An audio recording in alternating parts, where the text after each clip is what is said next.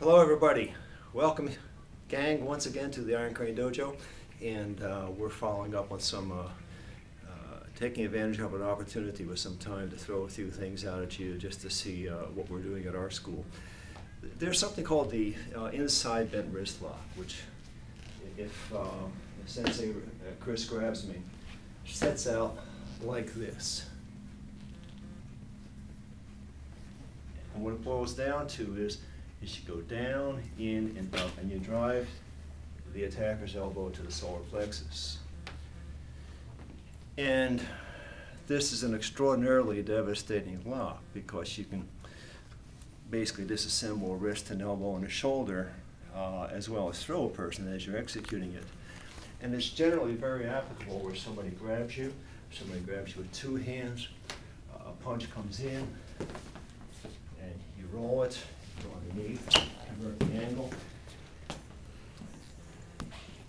So people have seen me do that, and one of the frequent questions I get once people experience, the power of this block is gosh, how do you manage it? Like many joint locks, the best way to manage them is not to get into them in the first place. And in the early stages, when you're fighting people who are not especially technically competent, it is possible to avoid them entirely. But when you have people who are truly expert, they can get you into them, and just observe Steven Seagal as an example and how quickly he executes in the movies. When somebody is expert, they're really able to use these, and there's not much time you have to react. So we're going to take a look at this one just to give you some idea on how these techniques evolve and how you can get out of them. Sensei Chris puts me into the inside lock, and as he does it, it puts a little bit of pressure on it. I come in, I roll it, I'll bring the camera onto the other side.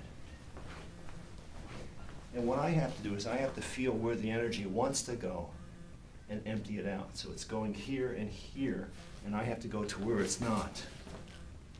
And as I do that, I begin to envelop Sensei Chris and attack his balance. Now if I'm here and I grab and he's executing, watch. Here I'm using what's the energy called pung. As he's putting force on it, you see I'm opening it up and going opposite way. He executes again, nice and slow.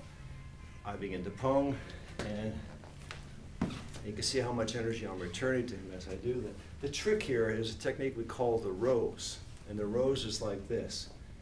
You're relaxed, and then you open. But you're not opening with muscles. You're opening with the thought of fullness, just like a balloon filling up. So as he executes the technique, see, I fill. Okay, and right there you can sort of see the power of the technique. And what he does is he feels that his leverage point is over there, so he begins to put the pressure back over there. And I roll with it, and it becomes a balance break. So there are many subtle options that you can incorporate here. Another time, I grab him, he executes the technique. Actually, I should grab you here, I suppose.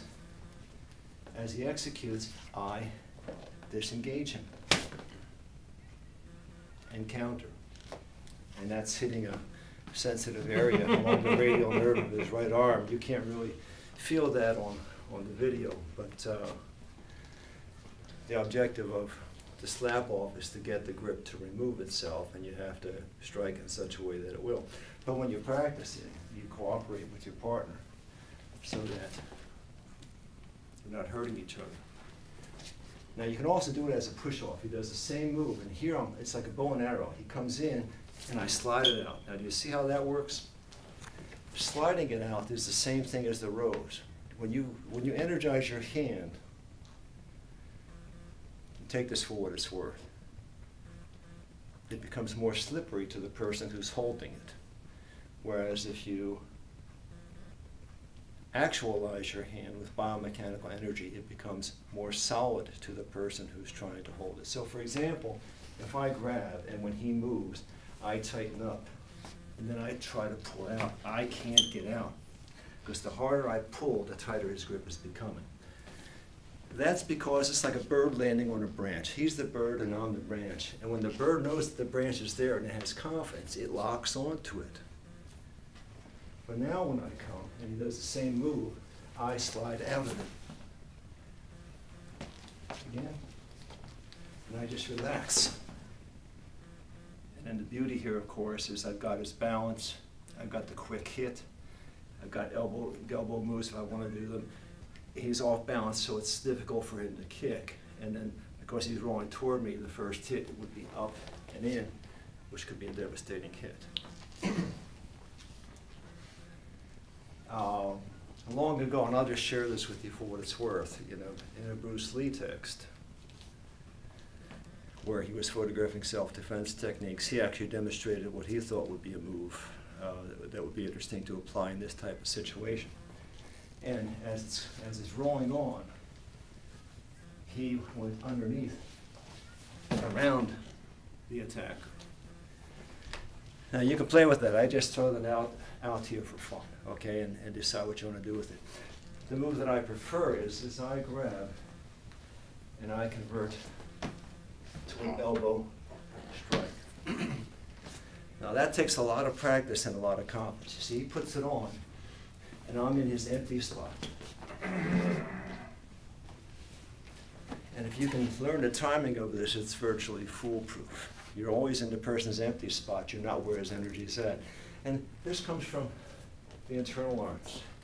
The angle, the whole essence of the move. I grab, he comes, and once again, now watch, I'm in. And I have to go here because that's my empty spot. If I go here, I'm rolling back into his strength. So I have to be careful about that. And as soon as I move forward, I've got targets. Solar plexus. See my knee on his groin, lower the camera if you will. So I've got groin, solar plexus. I roll in, and if I turn it around, straighten my arm, straighten, now watch my right leg. And I kick out his balance. See how devastating that is. Okay, that's a move that will finish your opponent. That will finish your attacker.